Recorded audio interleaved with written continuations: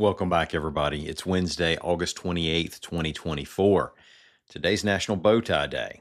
Let's not and say we did.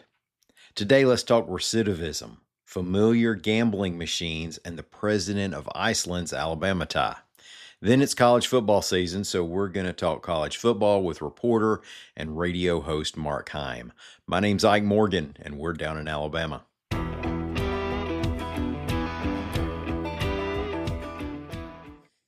The Alabama Commission on Reentry, or Reentry Alabama, has made it a goal to cut the recidivism rate in half by 2030, reports AL.com's Mike Kaysen. States figure their recidivism rates differently, so it's hardly worth comparing Alabama to the nation. But here, the rate is determined by people who were reincarcerated within 3 years of being released from prison. And Alabama's rate, as of 2018, was 29%. Now, back in 2008, it was 34%. They want to cut that 29 in half in 6 years. Cam Ward is the director of the Bureau of Pardons and Paroles. He said the problem is a complicated one and will require several agencies working together. He also advocates for criminal justice reform and chairs Reentry Alabama. Now, among the efforts to fight recidivism, the Alabama Law Enforcement Agency is figuring out how to provide released inmates with driver licenses or some other form of state identification. The Alabama Labor Department created a career center at Julia Tutwiler Prison last year, and it may do the same thing at other prisons in order to give inmates job prep leading up to their releases. And Ward said he wants a central database so agencies can identify the needs of those inmates, think drug dependency or mental illness. Reentry Alabama plans to meet monthly to prepare strategy for February's legislative session.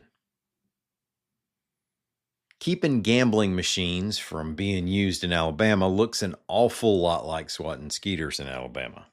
There are always more of them, and sometimes you're swatting at the same skeeter. Recently, the state attorney general's office seized a bunch of gambling machines and shut down several establishments in Selma that were allegedly running gambling operations. Now, AL.com's Howard Koplowitz reports that the AG's office has confirmed that some of those same illegal gambling machines were found in a room at Jay's Charity Bingo in Lipscomb. That's Jefferson County. And they still had the stickers identifying them as evidence in the Selma case. See, the Selma facilities had been locked up, but authorities say they saw machines being slipped out of one. Well, you never know who you're going to run into on campus. The new president of Iceland is a graduate of Auburn University in Montgomery, reports AL.com's Amber Sutton. Hala Tómasdóttir graduated from AUM in 1993 after studying human resource management. She's been a climate change activist, businesswoman, and nonprofit CEO. She was sworn in as president of Iceland on August 1st. School spokesperson Troy Johnson said he believes that she's the first head of state to have graduated from AUM. He said he'd like to see the university invite Tómasdóttir, I hope I'm saying that right, back to visit campus. Let's take a break for an ad spot. Y'all stay with us.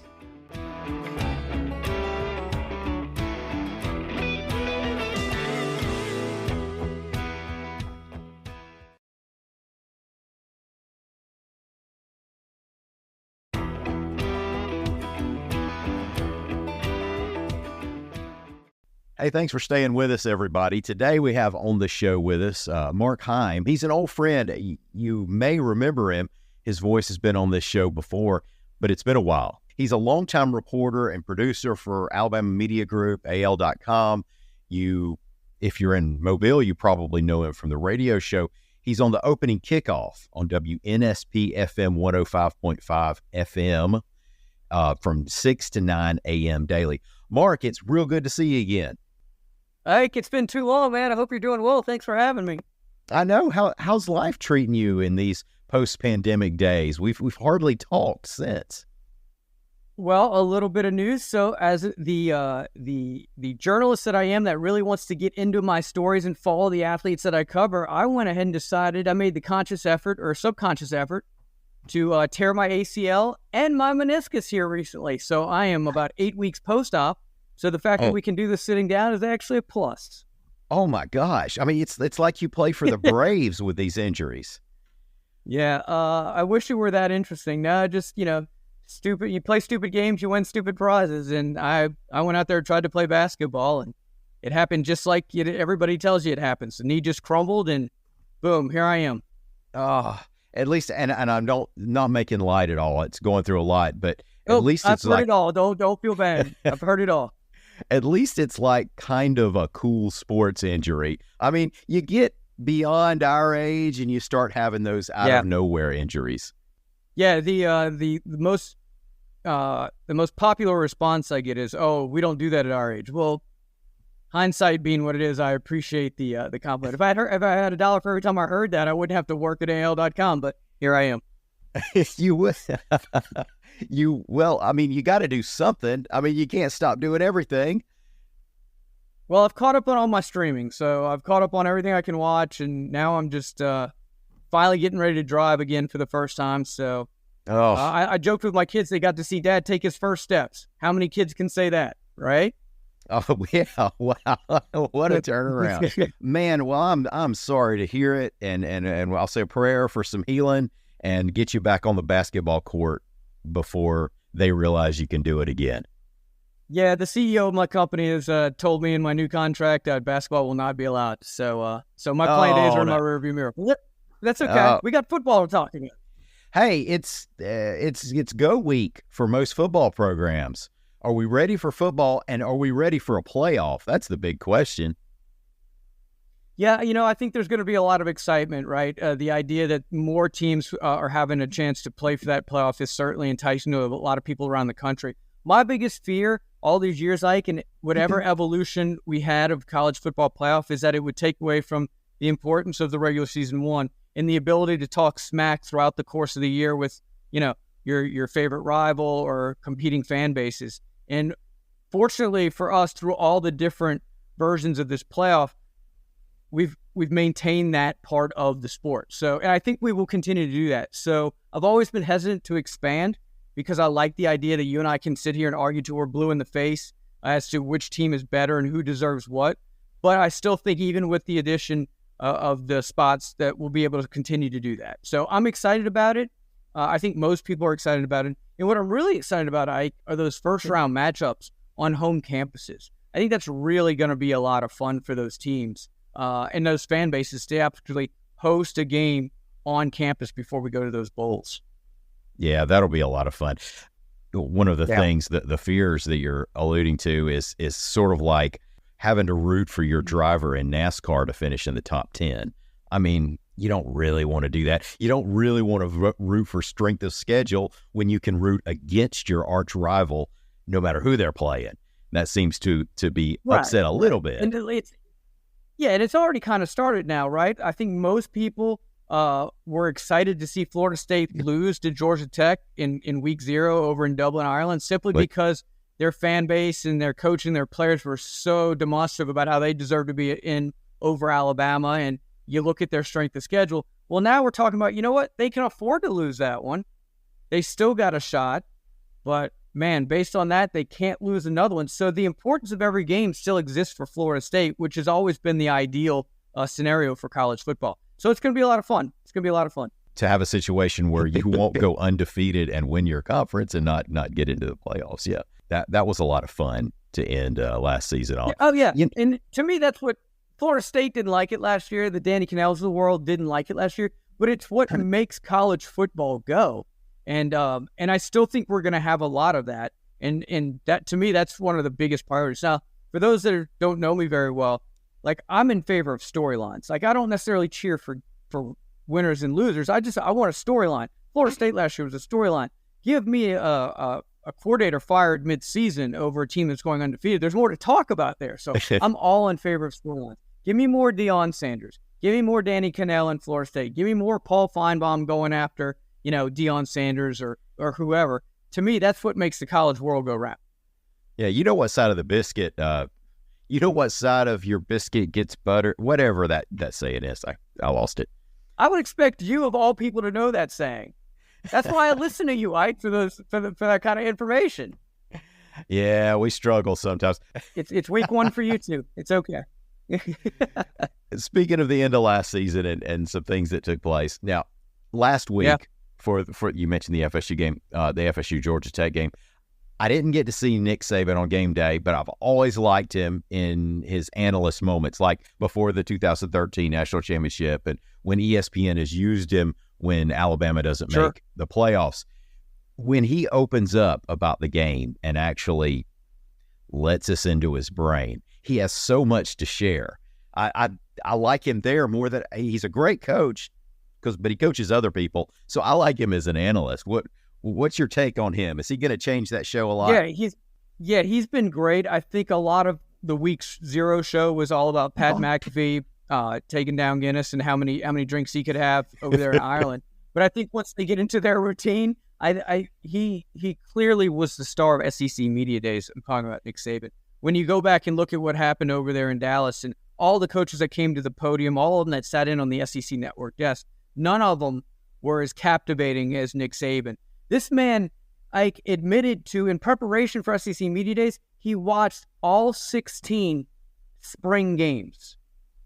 Bro, I can't get through the first quarter of one spring game. This dude's watching all of them. So he's very serious about his job. And what makes him so good is the stories that he tells. When he gets Kirby on the panel, or when he gets Lane, not that he had Lane, but when he gets those guys, he can talk about some of the things that he never really revealed before, about some of the stuff behind the scenes. He's been excellent. And interesting, though, on day one, on that broadcast of College Game Day, he made predictions. He predicted his 12 team playoff and his SEC conference champion and his national champion.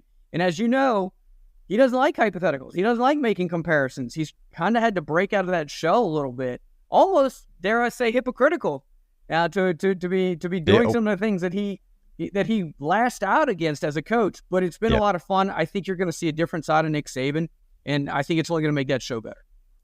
When does the first coach kind of lose it on him for some question he asks? Never. And I think it would only be in mock. I think it would be great, right? I don't think he would ever ask a question. He's so mindful of everyone's perspective. I think he's got to learn how to ask, for lack of a better term, broadcast-centric questions, right? He's never really done that before. Mm-hmm. So I think you'll see him ask a lot of questions that you've seen others ask, but I think more that once he gets into the flow of what he's doing, and I think he's going to ask him some pretty insightful questions. And I don't think anybody's going to bark at Nick Saban. I think Lane Kiffin would be great just to bark and jest at him. But I think for the most part, I think most people revere him. Most coaches respect the hell out of him. And so I think they're going to do nothing but be cordial to him. I think it's going to be great. Yeah, I think it's going to be great too. It becomes more of a must-watch show on Saturdays now. So without Saban, where are these Tide? Do Tide fans still need to kind of exhale and prepare to go with the flow? I mean, I know it's a football smart fan base, and they realize on the outside there could be bumps, but they're still going to sting as good as things have been, right? Yeah, sir. They're good. They're certainly going to be competitive, and they're, I think most fans are. I think the words I would use are cautiously optimistic, right? There's not going to be any one coach that's going to come in and fill Nick Saban's shoes, but they got as close as they could get with Kalen DeBoer. I mean, Kalen DeBoer, his record wherever he goes has been outstanding. I don't even know off the top of my head what it is, but it's something stupid. He's won wherever he's gone. He's been successful. It's going to be a change of pace, right? Things are a little bit more relaxed. Like, he's got ice cream trucks coming out to practice. They're playing different types of music. It's very loosey-goosey. You guys have seen the way they revamped the office. It's a little more modern and a lot more inviting to players. He's a lot more laid back, at least with the media. In fact, he's starting to grow on people a little bit. Right off the bat, he kind of grew that nickname, the boring, because he really didn't say anything, didn't really take a stance on anything. There wasn't much personality, but he's really done this media blitz since he's gotten to Tuscaloosa and talked to a lot of different entities. I know the folks at our sports department at AL.com had him on, did an exclusive with him. So I think Alabama Nation is behind him. I think they understand that there are some growing pains, but make no mistake, they want championship caliber football. I think he obviously gets a pass in year one. He will have to get to the playoff. I will say that. I think if he doesn't get to the playoff in year one with 12 teams going, I think most people would deem it a bust or a disappointment. So even as cautiously optimistic as Alabama fans are, I still think they believe, at the very least, they're one of the 12 top teams, and they should be with the talent they have on that roster. Yeah, it sounds like, the fan base is probably a lot more thoughtful than it was during the 80s when we went through this post-Bryant. But at the same time, expectations are probably even higher because of where the program's been. And where Kalen DeBoer came from, right? I mean, he was one step from a national championship.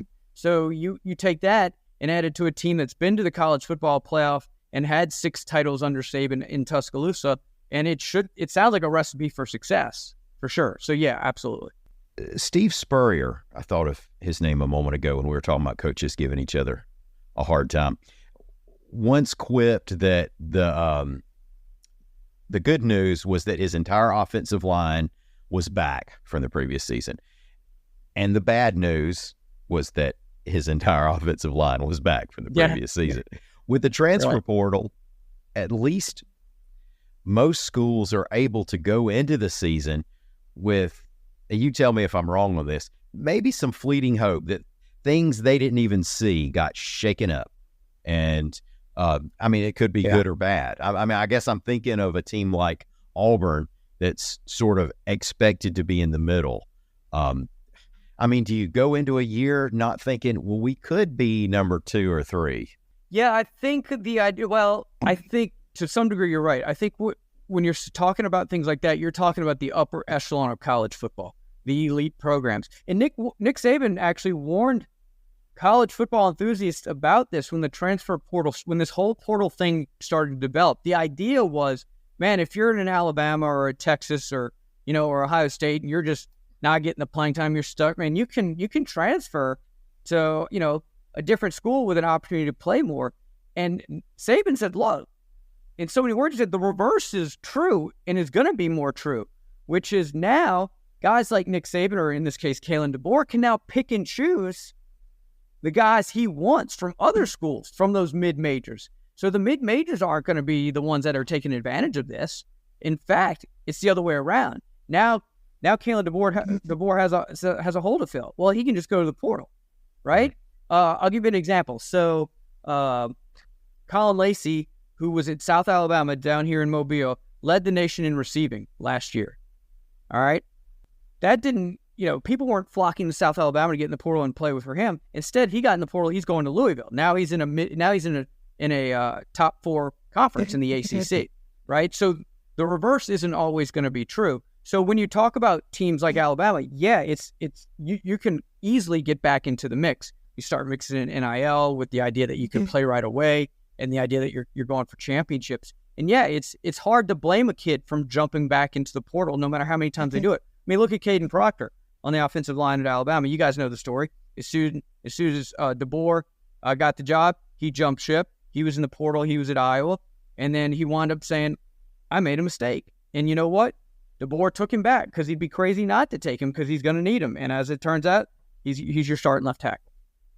Yeah, you got to drop the egos if you're a coach or a player. I mean, it's like, pro sports getting traded twice during the season. Yeah. And it's, you know what? I mean, I know I'm deviating by saying this, but it's almost gotten worse in high school football here in Alabama, where kids could actually transfer in 1 week, be in a blue jersey for whatever team, I don't know, make up your team, and then be in a red jersey the very next week playing the team you just transferred from. I mean, it's insane. So everything filters from the top, and you're starting to see that. What do you think the love barometer on Hugh Freeze reads over at Auburn? I think they're still pretty high on him. I think they know this is a work in progress. Look, when Hugh Freeze came aboard initially, he said he was going to build it the right way. Now, everybody has a different opinion of what the right way is, but his way is, in the first couple of years, he's going to develop talent. which means he's not going to go to the portal. And I think a lot of people expected him to go to the portal for a quarterback. But his point was he's gonna develop the talent he has. Now, in order to do that, he might have to take some licks early in his stint at Auburn. So we're going into year 2. I think things are going to be a lot better. They obviously killed it with wide receivers coming in through recruiting. So there's a huge expectation that the passing game is greatly improved. So I think people are, again, optimistic, but that level of expectation isn't where Alabama's is, for instance. So I think 8 wins, I think people will be, okay. 9 wins would be better. 10 would be over the moon. If they can get to 10, they might make him coach of the year at Auburn. Oh, I think you're absolutely right. So I tuned in to the ball game Saturday, and lo and behold, there was a 2-minute warning. They called it a 2-minute timeout, but it was a 2-minute warning, and that snuck up on me. I check out a little too much during the offseason, I think. Yeah, no, they're constantly tweaking the rules and trying to make the game more efficient. I don't know how. I won't say make them quicker because I don't know how adding a 2-minute time with 2 minutes left actually makes it quicker. But they're constantly tweaking the rules. At some point, we just got to play ball. I guess it really depends on your perspective, man. If you got the ball and you're down, you welcome the 2-minute warning. If you're up and you want the clock to be over, you're probably against it. My guess is fans will change their opinion of this depending on where their team stands on the scoreboard. Now, I'll say this, which will be interesting with the SEC going to ABC. I know the biggest complaint, other than Gary Danielson on CBS, was the fact that there were just tons of commercials. Right, there was like this 4-hour telecast. I'm wondering, 2-minute warning or 2-minute timeout aside, how long that ABC broadcast will be. It'll be interesting to see how that plays out. Yeah, fascinating. While I have you, I wanted to make sure I ask you about it's not college football, but about your old buddy, Charles Barkley. He's not working for TNT. He is working for TNT. What's the real story there? I haven't. I've talked to Charles once, believe it or not, on the phone for an interview. I have not talked to him recently. My guess is purely speculation, I think he tried to play hardball. I think he went to them and said, I think he played this to the media and just said, well, if TNT doesn't hang on to this, I'm just retiring, thinking, oh, wait, we don't want Charles to leave TV. If the NBA is going to go back to TNT and sign. That's the impression I got when it first happened. And maybe it was that way, maybe it wasn't. He had no desire to go anywhere else. So when TNT says, well, we're keeping the show even if we lose the NBA, he's like, all right, I'm going to do it. I think he wants to do it. I don't think he ever really wanted to retire or quit or resign or whatever. We know he didn't want to go to another network, and he certainly didn't want to do it with another panel of colleagues. So I guess it's the best we can do. I don't blame the NBA for leaving. Look at what happened with the SEC. Look at the ABC SEC thing. Look at ESPN and all the changes. It's all about the mighty dollar. That's why we're sitting here at 16 teams in the conference and a 12-team playoffs. So for those people that are mad at TNT for losing the NBA or mad at the NBA for bucking TNT, dude, stand in line. Take a number. I mean, we'll get to you when we get to you. I mean, it's just the way of the world these days. Yeah, that's definitely a part of the game. The important thing is Charles is still on the air. So whether they have NBA games or not, because he's a national treasure. I mean, he's clearly. Gold.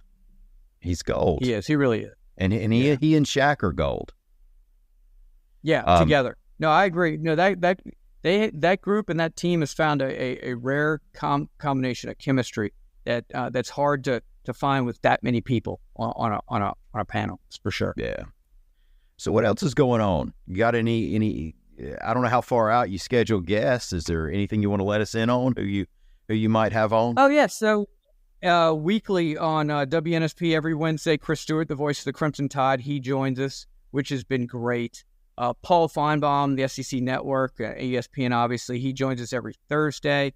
One of the things that we do is really cool for your listeners down here in Mobile is every Friday during high schools, we think college game day, we do a high school game day. We take our big cruiser, affectionately known as Air Sports One.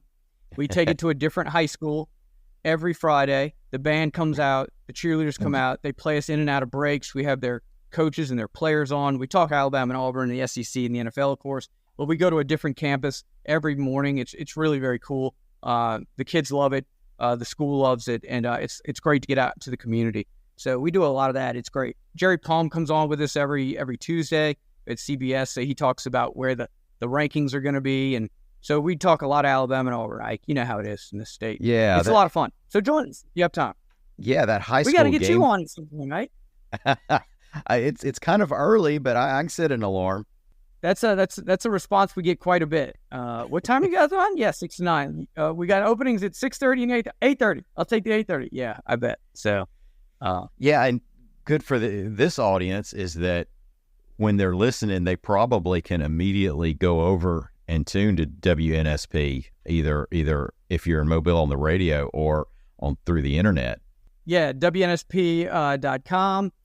You can find us wherever you find your favorite podcasts. Just download WNSP now. Like you go to Spotify, for instance, and we're there. We're there 5 days a week. We're actually going to be doing a Labor Day show. We'll be there Monday. There's too much to talk about to take the day off. We'll be there Monday. And a little tease on Friday you might appreciate, Ike. Patrick Renna, you may know him from Sandlot fame, is going to join us on the show. He's starring in a new movie. You know, You're Killing Me, Smalls? That guy? Yeah. He's going to join us. He's going to join us on Friday at the end of our show at 8:50 a.m. to your point. So if you have any questions, let me know, and I can pass them along to him, Mike. A movie that has probably gotten even stronger as the years have gone on with its cult following. That's way bigger than a cult. You know what's crazy about that, Ike, is that, and I'm going to try to talk to him about that. When we talk about great baseball movies of all time, right, they have some of the greatest and most famous actors in them, right? Whether you like The Natural or, Major League or whatever, Field of Dreams. And here's this baseball movie that gets talked about in the same breath as those with a bunch of kids that just kind of ran with it. And it just, it's something about the nostalgia. It hit home. That movie hits home with any kid that ever played baseball or ever went out in the yard to play in the neighborhood with the kids. It's not just about baseball. It's just about the idea of going out there. You guys that are on social media scene, it's sad, but at some point you went out with your kids to play, or you went out with your friends in the neighborhood one last time. Like, that resonates with people. You know what I mean? And you didn't even know it. Yeah. So yeah, we do a lot of different stuff on that show. It should be fun. Great. Mark, let's not wait this long to get together again. All right. Let's do it. We'll do it in July. You want to set something up in July? Sounds good. Sounds great. No, man. You're one of the best. People that listen to this show know what I'm talking about. But you do a great job with this. It's hugely popular. And you're one of the real good guys that knows what he's doing at Alabama Media Group. We love you. And anytime, I'm more than honored to step in and talk some ball or baseball movies, whatever. That's what we could talk movie. We could do a series of podcasts on movies. Absolutely. Dude, for those that don't have radio vision, you can't see. I got my fingers up. I was this close, Ike, so close to getting one of the guys that was had a piece part in Major League. Almost had him. He was a former Major League Baseball player. Almost had him. He just didn't want the guy that played Clue Haywood. When he sees he looks like a party favor. Almost had him on the show. Almost. It just didn't work out. He kind of didn't want to really talk about it anymore. So Vukovic? We were close, man. We were so. Huh? Vukovic? Yeah. That's right. Yeah. I had his baseball card. Look at you. Yeah, look at you. Well, maybe if I had told him that, maybe he would have come on with me. I don't know. All right, I'll let you get back to it. You're a busy man. Have a great football season till I talk to you next time. Sounds good, Ike, man. I really do appreciate it. Enjoyed it. Let's do it again soon. Okay, thanks. And thanks everybody out there for listening. We will be back here bright and early tomorrow. Until then, y'all come on by and see what we're doing on the internet at al.com.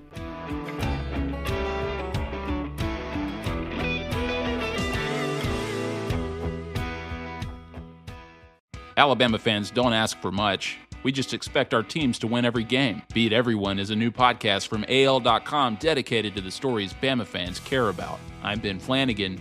Join me every Tuesday and Thursday on Beat Everyone, available wherever you get your podcasts.